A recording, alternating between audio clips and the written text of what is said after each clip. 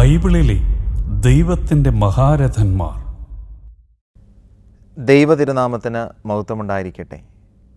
ബൈബിളിലെ പുരുഷ കഥാപാത്രങ്ങളുടെ ജീവിതങ്ങളെ ധ്യാനിക്കുകയും മനസ്സിലാക്കുകയും അവരുടെ ജീവിത സാഹചര്യങ്ങളെ തിരിച്ചറിഞ്ഞ് അവരെ നമ്മുടെ ജീവിതത്തിൽ മാതൃകയാക്കുകയും ചെയ്യുന്ന ബൈബിളിലെ പുരുഷ കഥാപാത്രങ്ങളിലൂടെ എന്ന ഈ പ്രോഗ്രാമിലേക്ക് ഏവർക്കും ഹൃദയപൂർവ്വം സ്വാഗതം.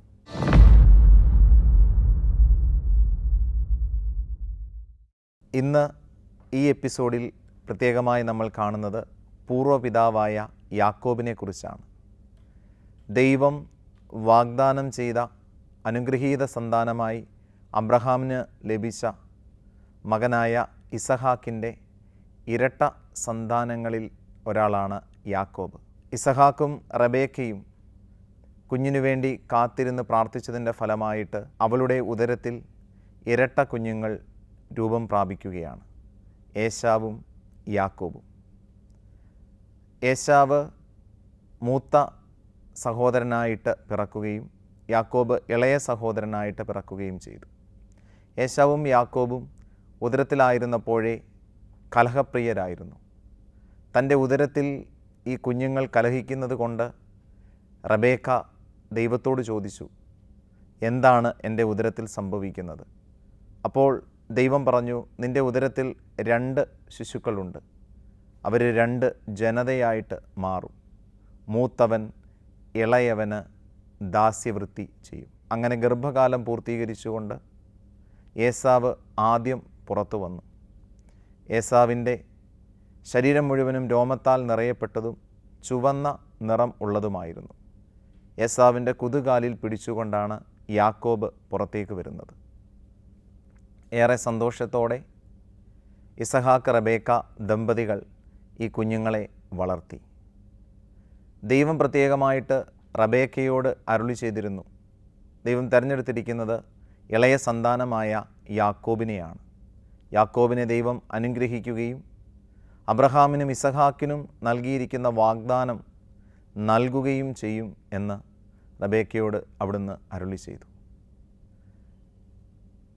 ഏസാവ് വേട്ടക്കാരനും യാക്കോബ് വളരെ ശാന്തശീലനും സമാധാനപ്രിയനുമായി കൂടാരങ്ങളിൽ കുടുംബത്തോടൊപ്പം വസിക്കുവാൻ ആഗ്രഹിച്ചവനും ആയിരുന്നു.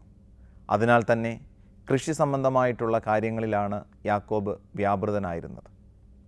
ഒരിക്കൽ തൻ്റെ സഹോദരനായ ഏസാവ് ജോലി ചെയ്ത് ക്ഷീണിച്ച് വിശന്ന് വലഞ്ഞ് വരുമ്പോൾ യാക്കോബ് ഉണ്ടാക്കി വച്ചിരിക്കുന്ന പായസം ആവശ്യപ്പെട്ടു. അപ്പോൾ യാക്കോബ് ഏസാവിനോട് പറഞ്ഞു, ഞാൻ ഉണ്ടാക്കി വച്ചിരിക്കുന്ന ഈ പായസം അങ്ങേക്ക് ഞാൻ തരാം, പക്ഷേ കടിഞ്ഞൂൽ പുത്ര അവകാശം എനിക്ക് തരണം. അപ്പോൾ ആദ്യം മുതലേ ഏസാവിൻ്റെ കടിഞ്ഞൂൽ പുത്ര അവകാശം കരസ്ഥമാക്കുവാനുള്ള പരിശ്രമങ്ങൾ യാക്കോബ് നടത്തുന്നതായിട്ട് നമുക്ക് കാണാം. അങ്ങനെ ഒരു പാത്രം പായസത്തിനു വേണ്ടി ഏസാവ് തൻ്റെ കടിഞ്ഞൂൽ പുത്ര അവകാശം യാക്കോബിന് നൽകി. കടിഞ്ഞൂൽ പുത്ര അവകാശം സ്വീകരിച്ചുകൊണ്ട് യാക്കോബ് തൻ്റെ ഭവനത്തിലായിരിക്കുമ്പോഴാണ് ഒരു ദിവസം റബേക്ക വന്ന് യാക്കോബിനോടൊരു കാര്യം പറയുന്നത്. അപ്പനായ ഇസഹാക്കിന് ഏസാവിനെയായിരുന്നു ഇഷ്ടം, റബേക്കായ്ക്ക് യാക്കോബിനെ. അങ്ങനെ ഒരു ദിവസം ഇസഹാക്ക് തൻ്റെ മകനായ ഏസാവിനെ വിളിച്ചിട്ട് ഇപ്രകാരം പറഞ്ഞു, മകനെ, നീ വേട്ടയാടി ഒരു മൃഗത്തെ കൊണ്ടുവന്ന് കറി വെച്ച് എനിക്ക് തരിക. നീ ഒരുക്കുന്ന ഭക്ഷണം സ്വീകരിച്ചിട്ട് ഞാൻ നിന്നെ അനുഗ്രഹിക്കാം. ഇത് മറഞ്ഞു നിന്നു കേട്ട റബേക്ക തൻ്റെ പ്രിയപ്പെട്ട മകനായ യാക്കോബിന് അനുഗ്രഹം കിട്ടുവാനായിട്ട് ആഗ്രഹിക്കുന്നു. അങ്ങനെ യാക്കോബിനെ വിളിച്ച് ആട്ടിൻകൂട്ടത്തിൽ നിന്ന് 2 കോലാടുകളെ കൊന്ന് പാകം വെച്ച് ഇസഹാക്കിൻ്റെ അടുക്കലേക്ക് അയക്കുകയാണ്. അപ്പോൾ യാക്കോബ് ചോദിച്ചു, അമ്മേ, എൻ്റെ സഹോദരൻ്റെ ശരീരം രോമാവൃതമാണ്, അതുമാത്രമല്ല എൻ്റെ ശബ്ദവും വ്യത്യസ്തമാണ്. കാഴ്ചയില്ലെങ്കിലും സ്പർശനത്തിലൂടെ അപ്പൻ എന്നെ തിരിച്ചറിയും. ഇത് പരിഹരിക്കുവാനായി കൊന്ന കോലാടുകളുടെ രോമം യാക്കോബിൻ്റെ കരങ്ങളിലും രോമമില്ലാത്ത കഴുത്തിലും ഒക്കെയായിട്ട് വെച്ച് പിടിപ്പിച്ചു. പാകം ചെയ്ത ഇറച്ചിയുമായിട്ട് യാക്കോബ് ഇസഹാക്കിൻ്റെ അടുക്കിലേക്ക് ചെല്ലുകയാണ്. ഇസഹാക്ക് ആരാണെന്ന് ചോദിച്ചോണേ ഏസാവ് ആണെന്ന് യാക്കോബ് പറഞ്ഞു. അപ്പോൾ ഇസഹാക്ക് ചോദിച്ചു, ഇത്രയും വേഗം നീ തിരിച്ചെത്തിയോ മകനെ? എന്തായാലും നീ പാകം ചെയ്ത ഇറച്ചി തരിക, അത് സ്വീകരിച്ചിട്ട് ഞാൻ നിന്നെ അനുഗ്രഹിക്കട്ടെ എന്ന് പറയും. ഇസഹാക്ക് തൻ്റെ മകനെ അടുത്തിരുത്തി അവൻ പാകം ചെയ്ത ഭക്ഷണം സ്വീകരിച്ചു. എന്നിട്ട് അവനെ അനുഗ്രഹിക്കുവാനായി വീണ്ടും അവനോട് ചോദ്യങ്ങൾ ചോദിച്ചു. കാരണം തൻ്റെ മുൻപിൽ ഇരിക്കുന്നത് ഏസാവ് തന്നെയാണോ എന്നൊരു സംശയം ഇസഹാക്കിനുണ്ടായിരുന്നു. യാക്കോബിൻ്റെ ശബ്ദം പോലെയാണെന്ന് അവൻ മനസ്സിലാക്കി. അങ്ങനെ അനുഗ്രഹം നൽകുവാനായി ഇസഹാക്ക് യാക്കോബിൻ്റെ ശരീരം പരതി. അപ്പോൾ ഇസഹാക്ക് ഇങ്ങനെ പറഞ്ഞു, ശബ്ദം യാക്കോബിൻ്റേതാണെങ്കിലും ശരീരം ഏസാവിൻ്റേതുപോലെ തന്നെ. അമ്മ ഈ ആട്ടിൻ രോമം യാക്കോബിനെ ധരിപ്പിക്കുകയും ഏസാവിൻ്റെ മഹത്തരമായ വസ്ത്രങ്ങൾ ധരിപ്പിക്കുകയും ചെയ്തിരുന്നു. അങ്ങനെ ഏസാവിന് നൽകുവാനായി ഇസഹാക്ക് കരുതി വച്ചിരുന്ന പൂർവ്വപിതാക്കന്മാരുടെ അനുഗ്രഹം യാക്കോബ് കരസ്ഥമാക്കുകയാണ്. അനുഗ്രഹം പ്രാപിച്ച് ആ മുറിയിൽ നിന്ന് യാക്കോബ് പുറത്തേക്ക് പോകുമ്പോൾ ഏസാവ് തിരിച്ചു വരികയാണ്. ഏസാവ് വന്ന് തൻ്റെ അപ്പനോട് പറഞ്ഞു, അപ്പാ, അങ്ങ് ആഗ്രഹിച്ചതുപോലെ, അങ്ങ് ആവശ്യപ്പെട്ടതുപോലെ വേട്ടയാടി കൊണ്ടുവന്ന മൃഗത്തിൻ്റെ ഇറച്ചി പാകം ചെയ്ത് ഞാനിതാ എത്തിയിരിക്കുന്നു. ഇത് സ്വീകരിച്ച് എന്നെ അനുഗ്രഹിച്ചാലും. വളരെ വേദനയോടെ ഇസഹാക്ക് തൻ്റെ മകനായ ഏസാവിനോട് പറഞ്ഞു, മകനെ, നിൻ്റെ സഹോദരൻ എന്നെ കബളിപ്പിച്ച് ആ അനുഗ്രഹം കരസ്ഥമാക്കി. വലിയ ദേഷ്യത്തോടെ ഇസഹാക്കിന് മുന്നിൽ പൊട്ടിക്കരഞ്ഞുകൊണ്ട് വികാര പ്രക്ഷുബ്ധനായിട്ട് ഏസാവ് പറഞ്ഞു, അവനെ ഞാൻ വധിക്കും. ഇത് കേട്ടിട്ട് റെബേക്ക തൻ്റെ പ്രിയപ്പെട്ട മകനായ യാക്കോബിനെ തൻ്റെ സഹോദരനായ ലാബാൻ്റെ അടുക്കലേക്ക്, ഹാരാനിലേക്ക് അയച്ചു. അങ്ങനെ തൻ്റെ സഹോദരനായ ഏസാവിനെ വഞ്ചിച്ച് തൻ്റെ പിതാവിനെ കബളിപ്പിച്ച് അനുഗ്രഹം പ്രാപിച്ച യാക്കോബ് തൻ്റെ അമ്മയുടെ നിർദ്ദേശപ്രകാരം തൻ്റെ അമ്മാവനായ ലാബാൻ്റെ ഭവനത്തിലേക്ക് പോവുകയാണ്. പോകുന്ന വഴിയിൽ ദൈവം യാക്കോബിന് പ്രത്യക്ഷപ്പെട്ടു. യാക്കോബ് നോക്കിയപ്പോൾ ഭൂമിയിൽ ഉറപ്പിച്ചിരിക്കുന്ന ഒരു ഏണി, അതിൻ്റെ അറ്റം സ്വർഗത്തിൽ മുട്ടി നിൽക്കുന്നു. അതിലൂടെ ദൈവദൂതന്മാർ കയറുകയും ഇറങ്ങുകയും ചെയ്യുന്നു. തന്നോടൊപ്പമുള്ള ദൈവ സാന്നിധ്യത്തെ ഉറപ്പിക്കുന്നതിനായി ദൈവം തനിക്ക് നൽകിയ ദർശനമാണെന്ന് യാക്കോബ് തിരിച്ചറിഞ്ഞു. ആ സ്ഥലത്തിന് യാക്കോബ് ബെഥേൽ എന്ന് പേരിട്ടു. ദൈവത്തിൻ്റെ ഭവനം, ദൈവത്തിൻ്റെ സാന്നിധ്യമുള്ള ഇടം എന്നൊക്കെ അർത്ഥമാണ് ഈ വാക്കിന്. അങ്ങനെ ദൈവ സാന്നിധ്യവും ദൈവിക വെളിപാടും ദൈവിക ദർശനവും സ്വീകരിച്ചുകൊണ്ട് യാക്കോബ് ഹാരാനിൽ തൻ്റെ അമ്മാവൻ്റെ അടുക്കിലേക്ക് പോയി. അവിടെ തൻ്റെ അമ്മാവൻ്റെ ഭവനത്തിൽ ആയിരുന്നു കൊണ്ട് അദ്ദേഹത്തിൻ്റെ ആടുമാടുകളെ മേയിച്ചു. അങ്ങനെ ഇരിക്കുമ്പോൾ തൻ്റെ അമ്മാവൻ്റെ ഇളയ മകളായ റാഹേലിനോട് വലിയ പ്രണയം തോന്നുകയാണ് യാക്കോബിന്. തൻ്റെ ഇഷ്ടം അമ്മാവനെ അറിയിച്ചു. ലാബാൻ യാക്കോബിനോട് പറഞ്ഞു, 7 വർഷം നീ എൻ്റെ ഭവനത്തിൽ പണി ചെയ്യുകയാണെങ്കിൽ എൻ്റെ മകളെ നിനക്ക് നൽകാം. അങ്ങനെ തൻ്റെ അമ്മാവനായ ലാബാൻ്റെ ആഗ്രഹപ്രകാരം 7 വർഷം അദ്ദേഹത്തിൻ്റെ ആടുമാടുകളെ മേയിച്ചുകൊണ്ട് ആ ഭവനത്തിൽ പണിയെടുത്ത് തൻ്റെ സമയം പൂർത്തിയായപ്പോൾ യാക്കോബ് ലാബാനോട് മകളായ റാഹേലിനെ എനിക്ക് വിവാഹം ചെയ്തു തരിക എന്ന് ആവശ്യപ്പെട്ടു. എന്നാൽ വളരെ തന്ത്രപൂർവം ലാബാൻ തൻ്റെ മൂത്ത മകളായ ലേയയാണ് റാഹേലിന് പകരം യാക്കോബിന് പത്നിയായിട്ട് നൽകുന്നത്. രാവിലെ എഴുന്നേറ്റ് കഴിയുമ്പോഴാണ് താൻ കബളിപ്പിക്കപ്പെട്ട വിവരം യാക്കോബ് അറിയുന്നത്. ഏറെ വ്യസനത്തോടെ യാക്കോബ് തൻ്റെ അമ്മാവൻ്റെ അടുക്കൽ ചെന്ന് ചോദിക്കുകയാണ്, എന്തിനാണ് എന്നോട് ഈ ചതി ചെയ്തത്? ഇളയ മകളായ റാഹേലിനെയാണ് എനിക്കിഷ്ടം, അവളെ പത്നിയാക്കുവാനാണ് ഞാൻ ആഗ്രഹിച്ചതെന്ന് അങ്ങേക്കറിയാമല്ലോ. അപ്പോൾ ലാബാൻ ഇപ്രകാരം പറഞ്ഞു, മൂത്തവൾ നിൽക്കെ ഇളയവളെ വിവാഹം ചെയ്തു തരുന്നത് ശരിയല്ല. വീണ്ടും യാക്കോബ് നിർബന്ധിച്ച പ്രകാരം ലാബാൻ പറഞ്ഞു, ഇവളുമായിട്ടുള്ള വിവാഹത്തിൻ്റെ ആഴ്ചവട്ടം പൂർത്തിയായി കഴിയുമ്പോൾ 7 വർഷം നീ വീണ്ടും എൻ്റെ ഭവനത്തിൽ ശുശ്രൂഷ ചെയ്യുക. അപ്പോൾ നിനക്ക് എൻ്റെ ഇളയ മകളായ റാഹേലിനെ ഞാൻ വിവാഹം ചെയ്തു തരും.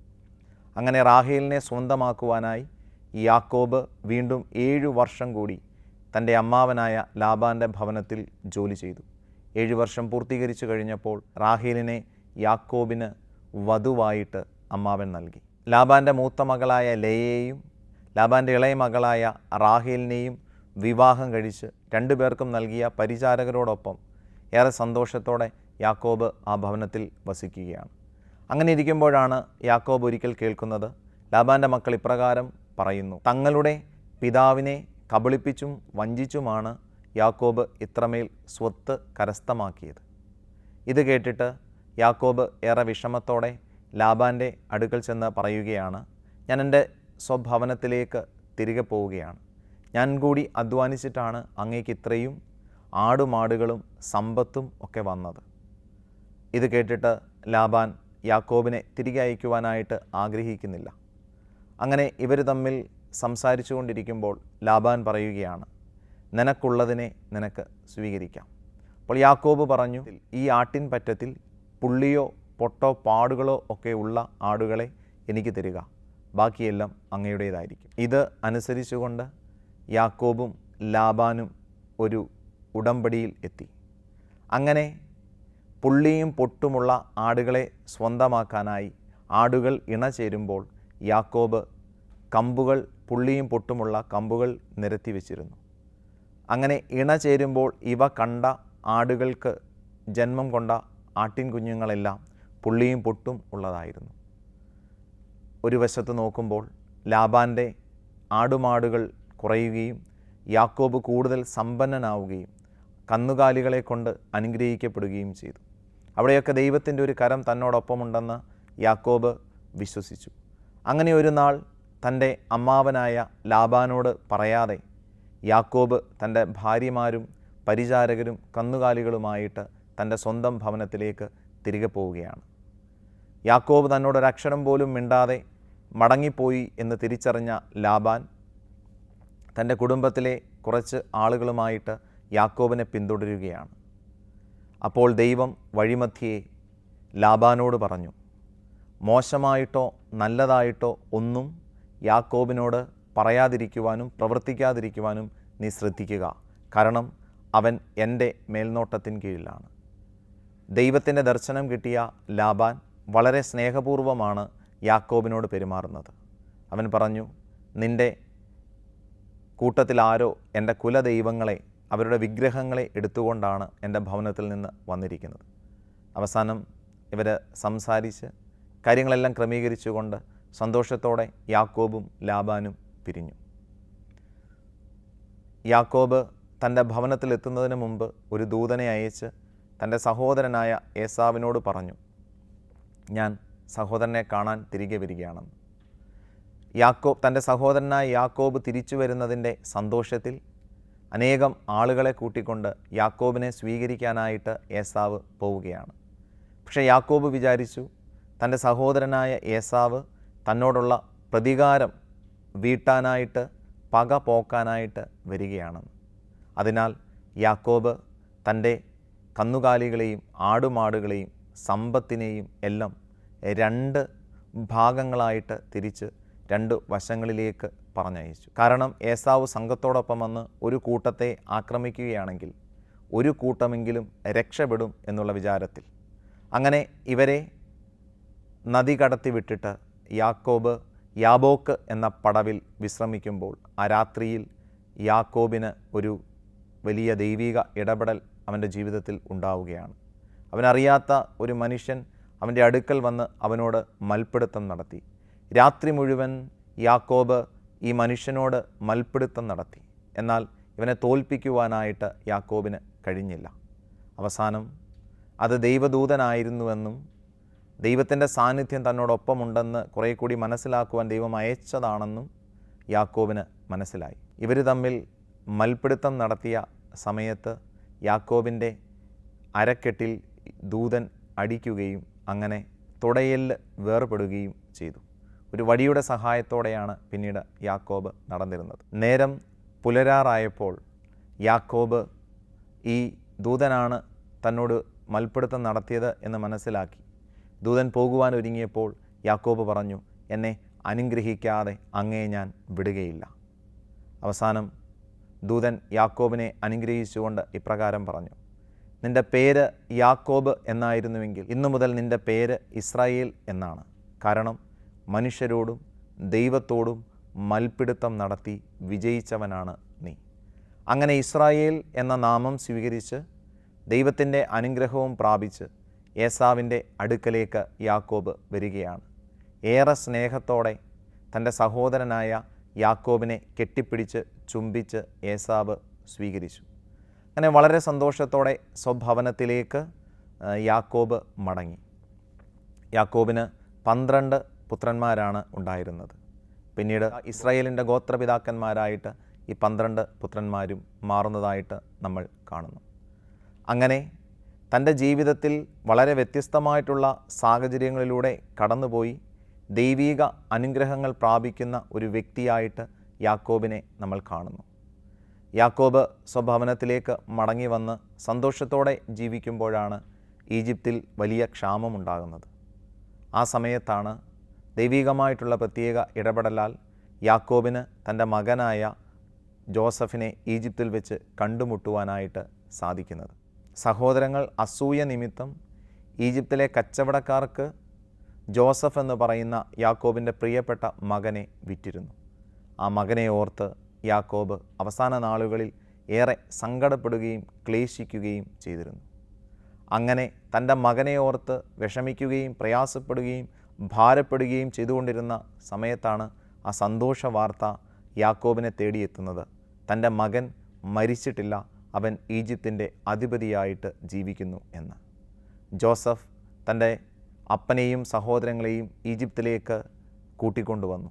അവിടെ ഏറെ സന്തോഷത്തോടെ അവർ ജീവിച്ചു.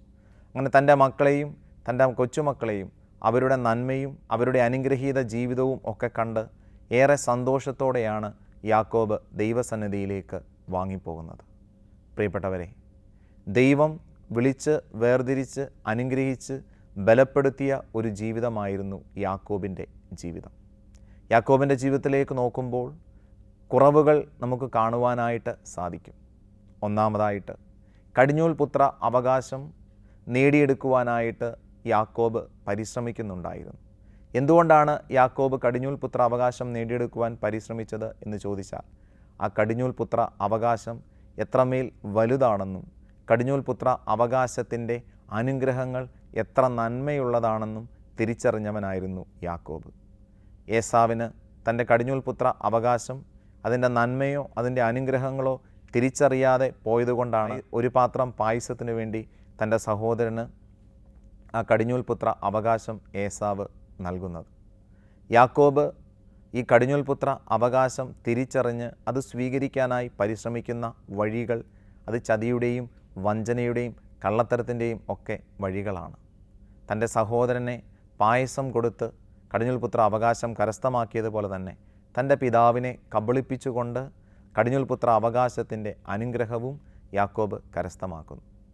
എന്നാൽ പിന്നീട് വ്യത്യസ്തമായിട്ടുള്ള ജീവിത സാഹചര്യങ്ങളിലൂടെ കടന്നു പോകുന്ന യാക്കോബ് തന്നെ പൂർണ്ണമായിട്ട് ദൈവഹിതത്തിനും ദൈവീക പരിപാലനകൾക്കും വിട്ടുകൊടുക്കുന്നതായിട്ട് നമുക്ക് കാണുന്നതിന് സാധിക്കും. യാക്കോബ് ഇസ്രായേലിൻ്റെ പൂർവ്വപിതാവായിട്ട് ബഹുമാനിക്കപ്പെടുകയും അംഗീകരിക്കപ്പെടുകയും ചെയ്യുന്നത് ചരിത്രത്തിൽ നമ്മൾ കാണുന്നുണ്ട്. പലപ്പോഴും നമ്മുടെ ജീവിത സാഹചര്യങ്ങളിലും ഇങ്ങനെയുള്ള ചില വ്യത്യസ്തമായിട്ടുള്ള അനുഭവങ്ങളിലൂടെ നാം കടന്നു പോയേക്കാം. ദൈവം ചില കാര്യങ്ങൾ നമ്മെ ഓർമ്മിപ്പിക്കുകയും ദൈവികമായിട്ടുള്ള ചില നിയോഗങ്ങൾ നമുക്ക് ലഭിക്കുകയും ചെയ്യുമ്പോൾ നമ്മുടെ പഴയ ജീവിതത്തിൻ്റെ ഓർമ്മകളിലേക്ക് നമ്മൾ വീണു പോകരുത്. നമ്മുടെ പഴയ ജീവിതത്തിൻ്റെ പ്രവൃത്തി ദോഷങ്ങളിലേക്ക് നമ്മൾ വീണു പോകരുത്. ഒരുപക്ഷെ സാഹചര്യത്തിൻ്റെ സമ്മർദ്ദത്തിൽ മാനുഷിക ബലഹീനതയുടെ ദൗർബല്യങ്ങളാൽ നമ്മൾ വീണുപോയിട്ടുള്ള ജീവിത സാഹചര്യങ്ങൾ ഉണ്ടാകാം. എപ്പോൾ ഒരു ദൈവ അനുഭവം ഉണ്ടാകുന്നുവോ, എപ്പോൾ തിരിച്ചു വരുവാൻ ദൈവം നമ്മോട് ആവശ്യപ്പെടുന്നുവോ, അപ്പോൾ മുതൽ നമ്മുടെ കുറവുകളെ ദൈവം ഒരിക്കലും പരിഗണിക്കുകയില്ല. ദൈവം നമ്മെ വിളിച്ച് വേർതിരിച്ച് നിയോഗങ്ങൾ നൽകുമ്പോൾ നമ്മുടെ ബലഹീനതകളെ അവിടുന്ന് പരിഗണിക്കുകയില്ല. പക്ഷേ ആ ബലഹീനതകളിലേക്ക് തിരികെ പോകാതെ, ആ ദൗർബല്യങ്ങളിലേക്ക് തിരികെ പോകാതെ ദൈവഹിതത്തിനോട് അതെ എന്ന് പറഞ്ഞുകൊണ്ട് പൂർണ്ണമായിട്ട് വിശ്വസ്തയോടെ ആയിരിക്കുവാൻ കടപ്പെട്ടവരാണ് നമ്മൾ എന്ന് നമുക്ക് മനസ്സിലാക്കാം. യാക്കോബിനെ സംബന്ധിച്ചിടത്തോളം അദ്ദേഹത്തിൻ്റെ ജീവിതത്തിൻ്റെ വഴിത്താരകളിൽ പലപ്പോഴും വീണു പോയിട്ടുണ്ടെങ്കിലും, പലപ്പോഴും കുറവുകൾ സംഭവിച്ചു പോയിട്ടുണ്ടെങ്കിലും, വിശ്വാസ വഞ്ചനകളും ചതിയുടെയും ഒക്കെ ഇടപെടലുകൾ അദ്ദേഹം നടത്തിയിട്ടുണ്ടെങ്കിലും, യാബോക്ക് എന്ന പടവിൽ ദൈവത്തോട് മൽപ്പിടുത്തം നടത്തി ദൈവ അനുഗ്രഹം പ്രാപിച്ചു കഴിഞ്ഞപ്പോൾ ഇനി തൻ്റെ ആശ്രയം പൂർണ്ണമായും ദൈവത്തിലായിരിക്കും എന്ന് ഉറക്കെ പ്രഖ്യാപിച്ചു കഴിഞ്ഞപ്പോൾ പാപത്താൽ കലുഷിതമായ വഞ്ചന നിറഞ്ഞ തൻ്റെ ആ പഴയ മനുഷ്യനെ അദ്ദേഹം പൂർണ്ണമായിട്ട് ഉരിഞ്ഞു കളഞ്ഞു. എന്നിട്ട് നവീകരിക്കപ്പെട്ട പുതിയ മനുഷ്യനെ ധരിച്ചു. മുന്നോട്ടുള്ള വഴിത്താരകളിൽ അനേകം സഹനങ്ങളിലൂടെ അദ്ദേഹം കടന്നു പോകുന്നതായിട്ട് നമുക്ക് കാണുവാൻ സാധിക്കും.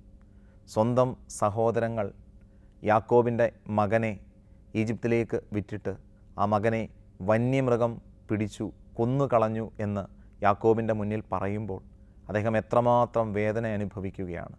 തൻ്റെ പ്രിയപ്പെട്ട ഭാര്യയായ റബേക്കയുടെ പുത്രൻ നഷ്ടപ്പെട്ട വേദനയിൽ യാക്കോബ് തൻ്റെ ഭവനത്തിൽ അന്ത്യനാളുകൾ ചിലവിടുകയാണ്.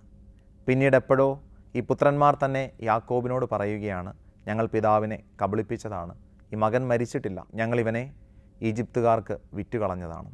അപ്പോൾ യാക്കോബ് ഇങ്ങനെ ചിന്തിക്കുകയാണ്, തൻ്റെ ജീവിതത്തിൽ തൻ്റെ സഹോദരനെ താൻ ചതിച്ച അനുഭവങ്ങളുണ്ട്. അതുപോലെ തന്നെ തൻ്റെ മക്കൾ അവരുടെ സഹോദരനെ ചതിക്കുകയും തൻ്റെ മക്കൾ തന്നോട് തന്നെ കള്ളത്തരം പറഞ്ഞുകൊണ്ട് ആൾമാറാട്ടം നടത്തി. അതായത് ഏസാവിന് ലഭിക്കേണ്ട അനുഗ്രഹം പ്രാപിക്കുവാനായി തൻ്റെ അപ്പൻ്റെ മുന്നിൽ യാക്കോബ് ആൾമാറാട്ടം നടത്തിയതുപോലെ യാക്കോബിൻ്റെ മക്കൾ യാക്കോബിൻ്റെ മുന്നിൽ വന്നിട്ട് അവരുടെ സഹോദരനായ ജോസഫിൻ്റെ വസ്ത്രത്തിൽ ആടിൻ്റെ രക്തം പുരട്ടിയിട്ട് വന്യമൃഗങ്ങൾ അവനെ കൊന്നുകളഞ്ഞു എന്നുള്ള കബളിപ്പിക്കുന്ന വാർത്ത അവനെ അറിയിക്കുകയാണ്.